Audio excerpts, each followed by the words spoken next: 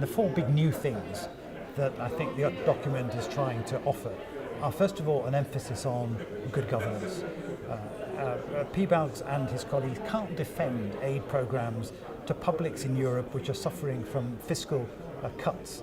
Hospitals and schools and roads are all being cut. We can't defend an aid program if we can't also show that the money is being used well, and that means that countries are governed properly, so that's one. The second is that Andris Piebalgs is trying to reorient the program a little bit away from health and education and more towards growth.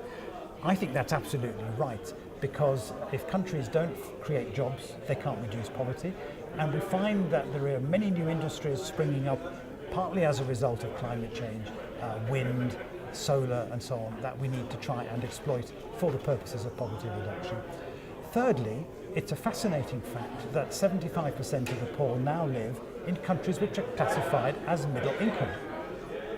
Countries which have often large foreign exchange reserves and aid programs of their own, China, India, Brazil. Perhaps they don't need support from us in the same way, and we should concentrate our resources more.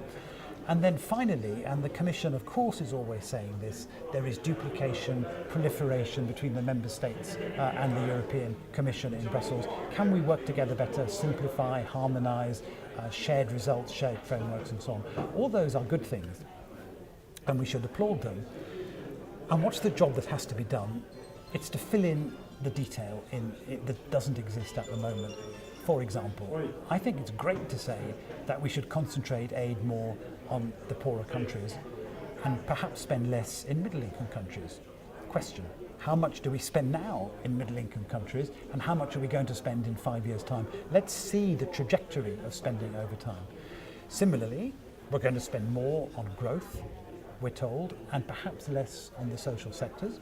How much do we spend on growth today, and how much will we spend in 5 years' time? Now, when you write a strategy document like this, and we talked about that in the meeting today, often you're deliberately vague, because when you're deliberately vague, nobody is going to stand up and shout at you.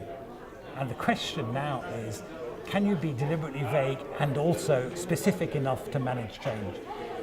And we don't yet have a document. We have another 7 months of discussion about this policy before the Council and the Parliament approve it. We're probably going to need a bit more detail than we have now, and Member States and the Parliament will like some of that, and some of it they won't.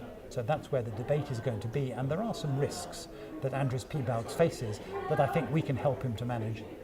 We have a task ahead of us, which is to defend an aid programme that's spending €1 billion a month, nearly 11 billion euros last year. What we've learned is aid makes a difference. What we need to do is to protect it and enlarge it, and I think Andris Piebalgs is taking us in the right direction.